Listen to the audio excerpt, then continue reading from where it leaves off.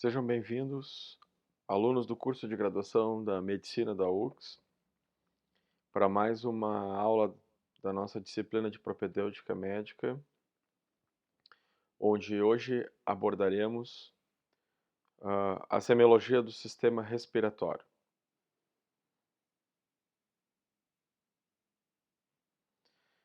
Existem alguns sintomas que são chave na semiologia do aparelho respiratório. São eles a dispneia, a tosse, a dor torácica, a expectoração, a sibilância e a hemoptise. A dispneia é um sintoma bastante comum nas doenças respiratórias, bastante importante, que causa bastante sofrimento e limitação na vida dos pacientes acometidos por doenças cardíacas, doenças respiratórias. É importante determinar bem na investigação da dispneia o modo de início, se súbito ou insidioso, e como que ela vem se comportando ao longo do tempo. Se ela está piorando, se ela está estável, se ela está melhorando. A melhor forma de você qualificar melhor o nível de dispneia é através de escalas de dispneia, como, por exemplo, a escala de dispneia do Major Research Council da Inglaterra, a MRC. Tá? Existem algumas sociedades de algumas doenças que publicam escalas para mensurar a limitação. Uma escala muito conhecida para insuficiência cardíaca, que é a New York Heart Association. Tá? Mas, na beira do leito, todas essas escalas vão se basear no nível de esforço que o paciente precisa fazer para suscitar a dispneia. Então, a mínima qualificação que você vai fazer é se essa dispneia é aos pequenos esforços, grandes esforços, médios esforços ou ao repouso. O que é considerado um pequeno esforço? Varrer a casa, arrumar uma cama, andar a menos de 50 metros no plano, jardinar. Então, se o paciente tem dispneia não consegue fazer essas atividades, então ele tem dispneia aos pequenos esforços. Moderados esforços, como caminhar 100 metros, subir um lance de escada, uma caminhada rápida, carregar algumas sacolas. Então, isso são moderados esforços. E grandes esforços, aí sim, subir 2 ou mais lances de escada, caminhar mais de 400 metros no plano. Então, isso daí é dispneia aos grandes esforços. É importante fazer essa qualificação para fazer o diagnóstico diferencial. É importante também perguntar se junto da dispneia o paciente tem ortopneia, que é o alívio da dispneia quando assume a posição sentada ou ereta, tá? Que é muito sugestivo de doença respiratória obstrutiva crônica ou insuficiência cardíaca. Existe uma forma de dispneia que é a dispneia paroxística noturna, uma crise de dispneia súbita que acorda o paciente do sono e obriga ele a sentar e se abanar ou procurar um local que tenha correnteza de ar.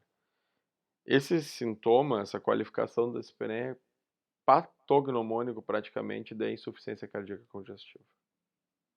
Então, são coisas importantes de você perguntar. A tosse só perde para a cefaleia para a queixa mais comum de procurar atendimento médico. Tá? Então, a tosse é um sintoma que aflige muito os nossos pacientes. Em relação à sua duração, a tosse pode ser considerada aguda, quando ela dura menos de 3 semanas, subaguda, quando ela dura entre 3 e 8 semanas, ou crônica, quando ela dura mais de 8 semanas. E isso é importante determinar porque vai te direcionar para o diagnóstico diferencial. A tosse pode ser seca ou pode ser produtiva. É importante caracterizar se existe algum fator que provoque a tosse, como, por exemplo, alteração climática, exposição a fatores ambientais, como poeira, por exemplo, poeira domiciliar, mofo, pelos de animais. Se a tosse ela tem uma sazonalidade, ou seja, ela ocorre só em determinados períodos do ano, né? E se existem sintomas de viéria superior ou a azia ou queimação, que é a pirose, associada com essas crises de tosse. Também se a tosse é produtiva, ou seja, se vem acompanhada de expectoração ou não, sendo aí caracterizada como tosse seca. A dor torácica, que não é exclusiva das doenças respiratórias, mas ela é comum também. Em relação à característica, ela deve ser classificada entre dor pleurítica ou ventilatório dependente, que é quando ela nitidamente piora com a respiração, com a inspiração, tendo aí a característica típica de ser empontada. O paciente refere como se ele estivesse sentindo uma fincada. Essa dor geralmente se origina da estrutura externa da caixa torácica, músculos, pele, costelas, escápula, vértebra, né? Ou então da pleura parietal, visceral ou pericárdio. Tá? Então, tudo que é externo, caixa torácica ou pleural sensitivo, vai ter esse tipo de dor que é empontada e que pode ser ventilatório dependente. Outros tipos de dores torácicas são a dor urente, que é parecida com uma queimação, uma ardência, e a dor dolente, que é uma dor vaga, mal definida, profunda, tá? E que não costuma estar relacionada com as estruturas que eu citei anteriormente, mas sim com órgãos profundos, mais mal inervados, como, por exemplo, invasão de um brônquio ou da traqueia por uma neoplasia, estruturas mediastinais, miocárdio, enfim, aorta, tá? É importante explorar todos os fatores clássicos de qualificação da dor: início, duração, fatores de agravio, fatores de alívio, sintomas relacionados, irradiação, ritmicidade, periodicidade. Tudo isso, sempre que dor é mencionado, tem que estar bem registrado na nossa anamnese. A expectoração, que é a eliminação através da tosse de secreção não salivar. Essa secreção ela pode ser caracterizada em relação à abundância dela, à cor dela. Então, hialina ou mucoide, quando ela parece uma clara de ovo. Purulenta, quando ela é amarelada ou esverdeada. Ou eventualmente até adquirindo uma cor mais escura em outros tipos de doenças respiratórias. Tá? A sibilância, que é o paciente ou algum familiar ou parente próximo ouvir aquele barulho musical na respiração. Tá? Isso uma dica importante para que você possa ter obstrução em algum ponto da VL, podendo ser na glote, nas cordas vocais, na traqueia e nos brônquios mais distalmente.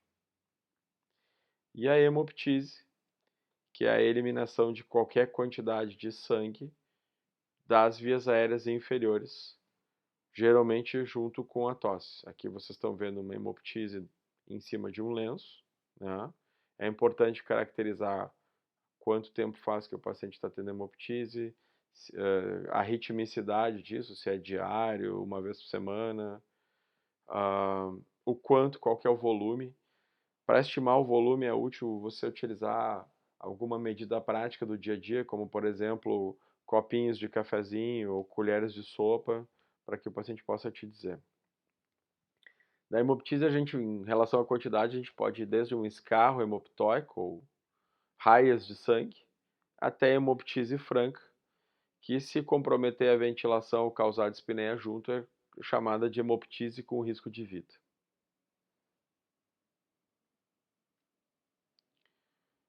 Em relação a sinais importantes na semiologia do sistema respiratório, nós temos a cianose, que é a coloração azul. A cianose, ela pode ser melhor qualificada ou dividida entre cianose central e periférica. Periférica é percebida nas extremidades e central quando ela é percebida nos lábios. A cianose decorre do fenômeno de que a hemoglobina ligada ao oxigênio tem aquela cor vermelha rutilante, que a gente está acostumado a ver, e que quando ela não está ligada no oxigênio, então ela tem esse tom mais azulado escuro. Como a nossa 97 a 98% da nossa hemoglobina está ligada ao oxigênio em situações de normalidade, então a gente normalmente não percebe cianose. Quando mais de 10% da hemoglobina está circulando sem estar ligado ao oxigênio, então é que a gente começa a conseguir perceber a cianose, principalmente na região dos lábios e nas polpas digitais. É importante também observar se existe aumento do trabalho respiratório com uso de musculatura acessória. A respiração normal ela é para ser feita com o diafragma praticamente exclusivamente. Tá? Um músculo que a gente só consegue olhar ele que ele está mexendo quando a barriga mexe, quando a gente está respirando em repouso. Nos pacientes com doença respiratória, outros músculos passam a ser utilizados para dividir ou aliviar o trabalho respiratório do diafragma. Musculatura cervical, os esternocleidomastoideus, os peitorais, os intercostais na inspiração e os retos abdominais para auxiliar a expiração. Então, quando a gente observa que esses músculos estão sendo utilizados, esse é o melhor índice de que existe realmente um aumento do trabalho respiratório. E, inclusive, sendo o que a gente utiliza em situações de urgência para indicar ou não o suporte ventilatório. Uma coisa importante é que o paciente pode adotar uma posição, como vocês estão vendo aqui na foto, de ancoragem. Isso é exclusivo das doenças respiratórias obstrutivas crônicas, onde pela desvantagem mecânica imposta ao diafragma, ele praticamente não consegue funcionar mais. E aí você tem que usar quase que exclusivamente a musculatura respiratória acessória para conseguir ventilar. E para isso você acaba ancorando o cotovelo para adotar uma posição onde fique mais confortável respirar, como vocês estão vendo no paciente aqui. Então, isso é praticamente essa posição aqui, patognomônica do DPOC, a doença pulmonar obstrutiva crônica, geralmente já com um seu estágio mais avançado, quando você pode observar, inclusive, calos nos cotovelos desses pacientes, de tanto tempo que eles passam já ancorados mesmo em casa. Quando você observa calo no cotovelo do paciente, provavelmente o volume expiratório forçado na espirometria já está abaixo de 40%. Um sinal ancestral da história da medicina é o hipocatismo digital, né, onde se observa um aumento do tecido conjuntivo subengueal nas extremidades dos membros superiores. A teoria mais aceita é que algum fator de crescimento que deveria ser filtrado pelos pneumócitos acaba não sendo filtrado nas doenças pulmonares crônicas ou nas doenças cardíacas com shunt. Tá? Se você tem shunt, tem sangue que está passando no pulmão, mas não está passando pelo alvéolo, então não está sendo submetido aos pneumócitos, ao endotélio vascular pulmonar, Então aí você acaba tendo esse hipocratismo digital como manifestação disso. Então, comunicação interatrial, comunicação intraventricular, os shunts secundários das doenças hepáticas, todas essas doenças podem causar hipocratismo digital, bem como câncer de pulmão, que é uma causa bastante comum, ou tuberculose pulmonar cavitária ou destruição pulmonar por tuberculose. Aqui vocês estão vendo então a alteração da unha, tá? Também chamada de unha em vidro de relógio. Então, outro nome que é utilizado para descrever esse achado é o baqueteamento digital, dedo em forma de baqueta de tambor. Tá? E aqui é a melhor maneira de você objetivar esse achado quando ele é muito intenso, daí não há dúvida. Esse é o normal de você juntar as falanges distais e aqui você vê o que acontece no hipocratismo. O fator que determina é a perda desse ângulo aqui, ó. Tá? Um ângulo que normalmente ele é um ângulo fechado e aí ele vira um ângulo aberto. Né? Então essa é a melhor maneira de você objetivamente detectar o hipocratismo digital no exame físico. É importante lembrar que hipocratismo ele não é de um dedo só, tá? Ele tem que ser de todos os dedos. O fenômeno é sistêmico. Às vezes o paciente tem um trauma de um dedo, você olha aquele dedo com a falange romba, ele tem hipocratismo. Não. Então é um fenômeno sistêmico, tá? E aí ele ocorre em todas as extremidades, principalmente as extremidades superiores. Aqui um diapositivo mostrando a cianose. Importante comparar, então, para conseguir detectar bem, comparar a mão do paciente com a sua mão, para objetivar, então, essa análise da pele mais arroxeada. Em relação à palpação, sempre que a gente observar alguma deformidade, alguma lesão no tórax, na inspeção, é importante sempre o paciente estar sem camisa para fazer a inspeção do tórax. Na inspeção, a gente vai, além daquilo tudo que a gente já comentou, tentar olhar como é que está a coluna, se existe cifose exagerada, que é a coluna que é côncava anteriormente, tá? Ou se existe uma escoliose, que é um desvio lateral da coluna, tá? Se existe uma lordose, quando a concavidade normal da coluna se perde, a coluna fica mais retificada. Bem como algumas deformidades comuns do externo anterior, que são o pectus excavatum e o pectus carinatum. Essas deformidades externais, elas não têm consequência maior do que alteração estética, porém podem causar grande estresse nos pacientes, tá? Geralmente são pacientes jovens que notam e têm muita vergonha da sua deformidade do peito. Então, nesses casos onde o paciente sofre com isso, pode estar indicado um encaminhamento para uma correção cirúrgica. O pectus excavato, então, o externo ele é mais para dentro do tórax anterior, e o pectus carinatum, carina de pomba, então o peito de pombo, onde o externo ele tem um abalamento mais proeminente anteriormente, tá? Deformando um pouco o tórax. O que a gente está vendo aqui o examinador fazer é determinar a expansibilidade do tórax. Então você vai pegar e vai colocar o polegar na coluna, abrindo bem as palmas das mãos embaixo da escápula e abraçando o máximo do tórax que você consegue com os dedos.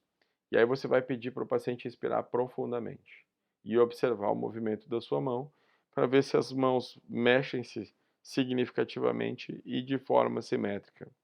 Uma mão que não mexe pode significar comprometimento torácico daquele lado, um diafragma que não funciona, um brônquio lobar inferior que está obstruído, ou eventualmente um pneumotórax ou um derrame pleural.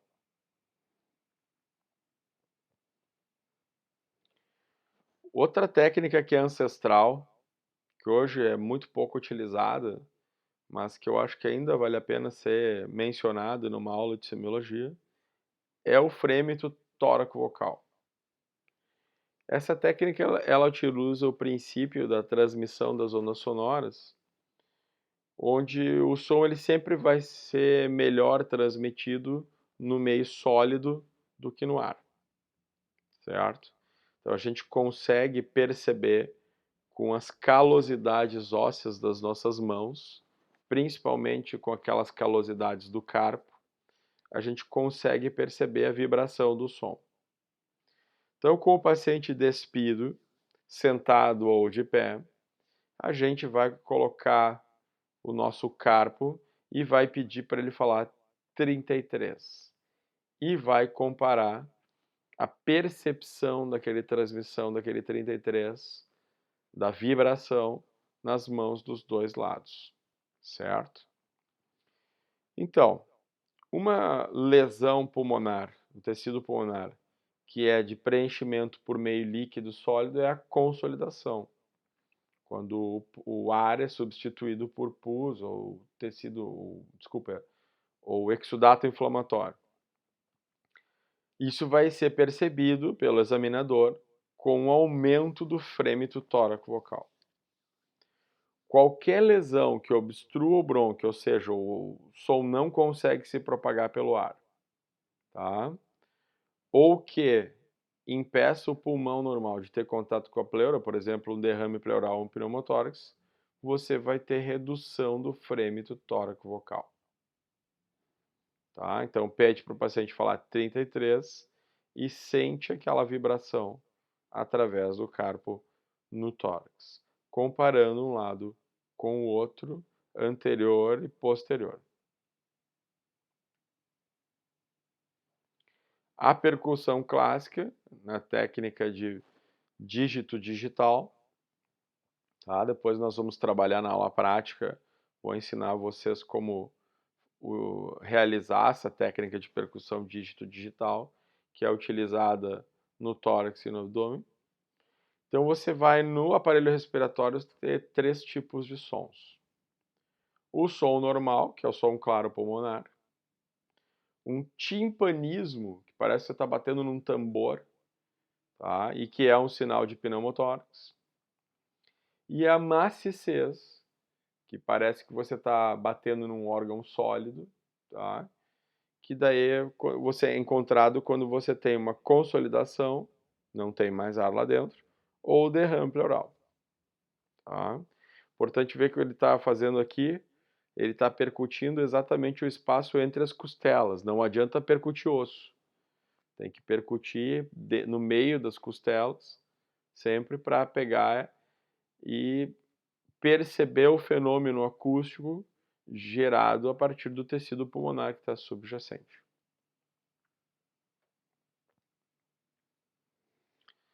Quando a gente fala de sistema respiratório, sem dúvida, a técnica semiológica mais útil é a da ausculta, né? A ausculta ela é muito antiga, mas ela realmente ganhou importância na medicina depois que o famoso médico René Laennec, em 1812, inventou o estetoscópio, né?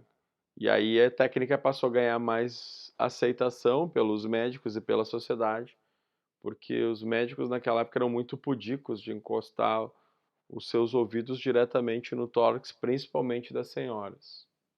Tá? Estetos, que quer dizer peito em grego, tórax em grego, e scópio, que quer dizer visualizador. Então, enxergar o tórax. O estetoscópio moderno, que vocês estão vendo aqui, ele ainda tem o design de 1960 aproximadamente, quando o Dr. Littmann, tá, o concebeu e depois cedendo a patente para a 3M. A gente tem aqui os dois fones, né, o cabo flexível para transmitir o som e os dois receptores, o diafragma e a campânula.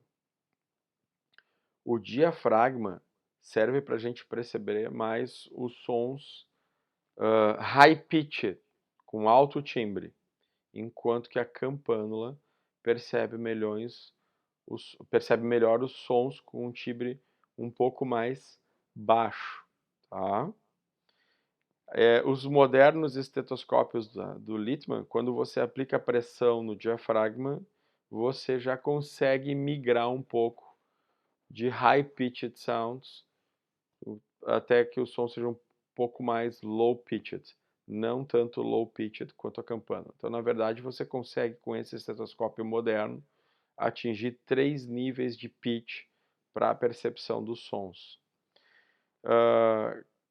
Nós estamos numa época onde a medicina e radiologia estão extremamente avançadas. Então, nós estamos vivendo a época da ultrassonografia, do raio-x digital, da tomografia computadorizada, da ressonância magnética, de forma que, inevitavelmente, a ausculta pulmonar ela acabou perdendo um pouco da importância que é dada para ela. Mas eu não tenho dúvida de que é importante você aprender a auscultar direito seus pacientes, os fenômenos acústicos, porque mesmo com raio-x, mesmo com tomografia, os achados auscultatórios vão te ajudar a diferenciar aqueles achados, ou pelo menos graduar aqueles achados de imagem. Então, o médico completo, ele vai usar tudo que ele tem na mão. Ele vai usar os dados da história, que é 90% do diagnóstico é a história. Ele vai usar aqueles dados objetivos do exame físico, usando todos os sentidos, visão, tato, ausculta, tá? E aí ele vai incorporar a imagem em cima daquilo ali para tirar o máximo da medicina. Porque se você for muito débil na anamnese e no exame físico, não é a imagem que vai te salvar. Ela vai te deixar na mão, sem dúvida. O futuro talvez seja a objetivação do som, utilizando ferramentas que gravem e qualifiquem melhor o som pulmonar para a gente do que o nosso ouvido. E eventualmente não, provavelmente a incorporação do ultrassom junto. Mas eu não consigo enxergar um futuro onde uma técnica sozinha vai dominar, né?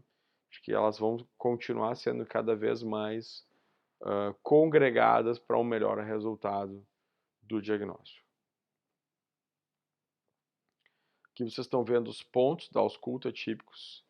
É importante notar que você desce por esse caminho porque a escápula ela impede a ausculta. Então você não vai auscultar, não vai percutir na região escapular. Então você vai descer ao longo da região interescápulo-vertebral, tá? E anteriormente, tórax superior, tórax inferior e região maxilar. É importante não esquecer que uma área importante de tecido pulmonar, ela vai transmitir os fenômenos acústicos para a região axilar. É interessante acrescentar aqui a importância de auscultar a traqueia. A traqueia ela tem um som que é muito claro de se escutar, muito mais claro do que o som pulmonar, que é o som do ar passando pelas pregas vocais. Ele é audível tanto na ins quanto na expiração, e ele é um ótimo modelo sonoro para um fenômeno auscultatório da consolidação que nós vamos ver depois, que é o sopro tubário. Então, quando você ouve o mesmo som que você ouve na traqueia, lá embaixo, isso é chamado de sopro tubário. Outra coisa importante é que alguns sons traqueais, como estridor e sibilos na traqueia, são importantes de serem detectados, porque a obstrução, na verdade, ela pode estar na viária superior e não na viária inferior. E se você não examinar a traqueia, você não vai perceber isso, tá? Então, o estridor, ele é um barulho que o paciente faz quando ele está inspirando e que é importante, porque significa obstrução de viária superior. Isso, às vezes, frequentemente está associado com emergência das vias aéreas, tá? E eventualmente você vai ouvir sibilo no tórax, e quando você vai ouvir a traqueia, o sibilo ele é mais forte na traqueia do que no tórax. Então o sibilo do tórax é uma transmissão do sibilo na traqueia, e a causa provavelmente está na via aérea superior. Então comparar os achados da ausculta da traqueia com os do tórax é importante. Aqui está uma nomenclatura oficial dos sons pulmonares. Aqui então a gente está vendo aqui o som traqueal normal, tá? Ele não tem musical, ele refere aqui essa característica como sendo um som oco, em ambas as fases, ins e expiração do ciclo respiratório. O que é anormal, então? O estridor, na traqueia, tá? Que é musical, de alto timbre, tá? Que pode ser escutado sem estetoscópio e que indica obstrução de via aérea superior, tá? O som pulmonar normal, que em português a gente chama de murmúrio vesicular, é um som bastante distinto, não é musical, geralmente auscultado na inspiração e só no começo da expiração. No final da expiração ela não tem barulho nenhum, tá? O mais importante dele é quando ele está abolido. Então, se você tem ausência de murmúrio vesicular em alguma área, isso pode sinalizar fatores da caixa torácica, por exemplo, obesidade, uma coleção, um diafragma que não está funcionando, ou então uma doença pulmonar localizada que esteja impedindo o ar de circular normalmente lá dentro do pulmão. Tá? Como, por exemplo, uma obstrução brônquica por um tumor, causando uma atelectasia, um derrame pleural, uma consolidação. Tá? Então, quando desaparece o murmúrio vesicular, ou diminui o murmúrio vesicular, isso é sinal de que alguma coisa está fazendo o ar circular mal naquela porção do pulmão. Aqui a gente está vendo o sopro tubário, que é o mesmo som da traqueia, só que auscultado numa região torácica inferior. O que isso indica? Também chamado de sopro anfórico. Isso indica um brônquio que está pérvio, cercado de líquido nos alvéolos. Normalmente uma consolidação. Isso é um achado típico das pneumonias, tá? E que é importante, quando você ouve esse tipo de sopro, você fica com certeza de que lá você tem uma consolidação importante. Esse sopro, às vezes, a gente escuta também em cavernas de tuberculose, muito grandes ainda dentro do tórax.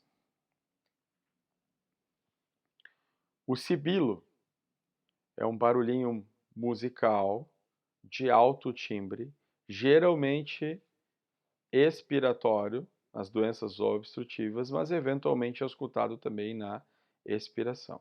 Então, o que está dizendo? Que você tem redução do calibre brônquico. Asma, DPOC, uma estenose brônquica, uma neoplasia dentro do brônquio, qualquer lesão. Nas lesões focais, o sibilo vai ser localizado. Então, aí é muito importante você perceber isso para não diagnosticar erroneamente o paciente com asma. É um problema. Então, o sibilo unilateral ele não é asma. A asma e o DPOC são doenças que são homogêneas, comprometem ambos os hemitórax. Então, o sibilo, a sibilância, ela vai ser bilateral.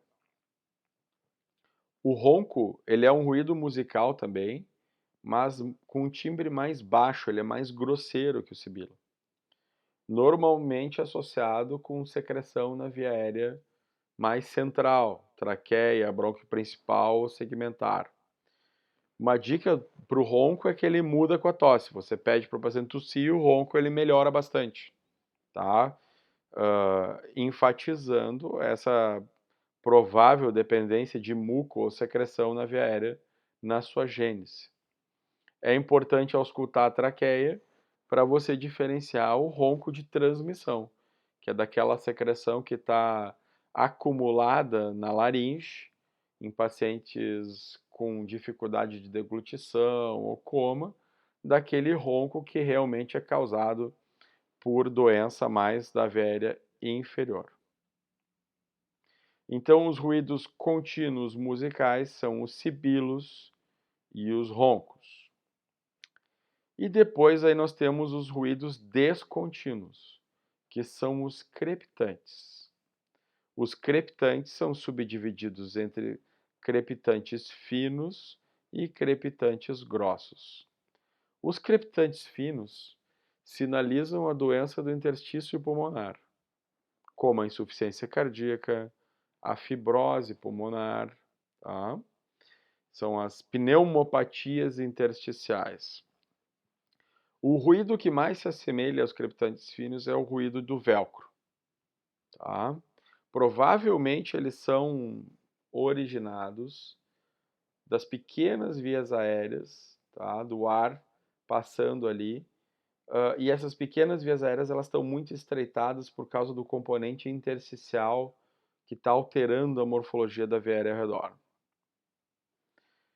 Já os crepitantes grossos, eles têm um caráter mais explosivo, parece que você está soprando bolinha bem fininha num canudinho, e provavelmente ele é o resultado do ar passando em surtos por uma via aérea que está estreitada e cheia de secreção ou água, como por exemplo no DPOC avançado, na bronquite crônica ou na insuficiência cardíaca. São afetados pela tosse. Então, o crepitante fino, a tosse não muda ele, enquanto que o crepitante grosso, a tosse muda ele. Pulando aqui para me manter ainda nas vias aéreas, a gente tem os grasnidos, que são os squawks do inglês, que foram os últimos ruídos da ausculta pulmonar a serem descritos e que estão associados com as doenças bronquiolares, doenças que só começaram a ser conhecidas depois da tomografia computadorizada de tórax de alta resolução. Hoje são um capítulo bastante extenso da medicina respiratória, tá? Então, quando você ouve assim um barulhinho musical bem curto junto com os crepitantes finos, isso é doença das pequeniníssimas vias aéreas, são os bronquíolos, tá? Principalmente na pneumonia de hipersensibilidade. O atrito pleural é um ruído, a pleura normal ela não tem ruído nenhum, porque ela tem um líquido viscoso que lubrifica o líquido pleural ali, né? Uma camadinha que lubrifica, então a pleura parietal desliza na visceral sem atrito nenhum. Porém, quando a pleura está inflamada, então uma pleurite inflamatória por tuberculose, por pneumonia ou por tumor, você consegue ouvir que tem um barulho como se fosse um couro, o roçar do couro.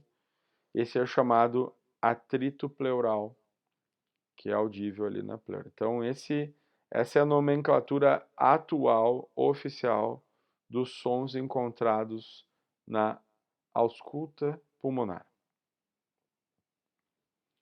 Vamos fechar a aula, então, agrupando esses tratados todos em 4 síndromes pulmonares: a consolidação, a obstrução brônquica, o derrame pleural e o pneumotórax. Aqui vocês estão vendo, então, o que é a consolidação.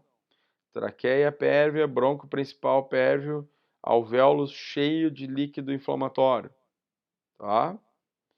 Então, o que a gente vai ter? Frêmito tórax vocal aumentado, porque o som se transmite melhor através de meio líquido e sólido do que através do ar, e o brônquio está pérvio, a viária está pérvia. Então o paciente vai falar 33 e do lado direito superior o 33 você vai perceber mais forte. Tem maciez na percussão, claro, isso aqui está virado num fígado. E na ausculta nós vamos ter crepitantes, finos, grossos, misturados, com ou sem o sopro tubário. O ruído do ar aqui vai estar parecido com o ruído passando na traqueia. Na obstrução brônquica, uma burral de uma crise de asma, paciente com o pulmão enorme, não está conseguindo ventilar, o ar está preso todo lá dentro, os brônquios estão todos fechados. Frêmito tóraco vocal está reduzido, tá? Na percussão, eu tenho som claro. E na ausculta eu tenho sibilos e roncos refletindo essa via aérea que está obstruída. Predominantemente e exclusivamente expiratórios. O ar está com dificuldade de sair. Então, isso são os achados típicos de DPOC e asma brônquica. Eventualmente vão estar localizados em alguma obstrução focal, tá? Mas nessas duas doenças eles são disseminados em ambos os hemitórax. Um derrame pleural, diferente da consolidação, o pulmão está deslocado, aqui o líquido está no espaço pleural. Por isso, o frêmito tóraco-vocal está reduzido. Porém, se eu encostar o estetoscópio bem na lâmina de líquido, na área de transição entre líquido e ar, e pedir para o paciente falar 33, eu vou ter uma alteração no timbre desse 33 chamada de egofonia, né? Eu não sei quem é que teve essa ideia, mas esse nome, quem descreveu primeiro isso, que parecia que um cabrito estava falando 33. Na percussão vai estar maciço, porque está cheio de líquido aqui dentro. Porém, o murmúrio vesicular vai estar abolido. Eu não vou ouvir crepitante, eu não vou ouvir nada aqui, eu não vou ter nenhum fenômeno acústico no estetoscópio. Então, esses são os achados dos derrames pleurais. No pneumotórax, o frêmito tóraco-vocal, pneumotórax, então, a cavidade torácica totalmente repleta ou parcialmente repleta de ar, mas aqui vocês estão vendo um pneumotórax total da cavidade, todo o pulmão esquerdo está colabado. Então, o frêmito tóraco-vocal vai estar abolido, tá? Porque não tem nenhum fenômeno, não tem como o ar passar da traqueia do 33 e passar esse espaço aqui cheio de ar e eu perceber ele na parede torácica. Na percussão eu vou ter o timpanismo, então a percussão para o diagnóstico do pneumotórax ela é espetacular. Talvez esteja aí o maior valor da percussão hoje do tórax, é o diagnóstico do pneumotórax. E o murmúrio vesicular, obviamente, vai estar abolido no ausculto.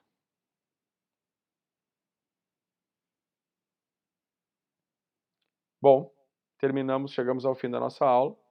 Foi um prazer me encontrar com vocês de novo e até a próxima aula da nossa série.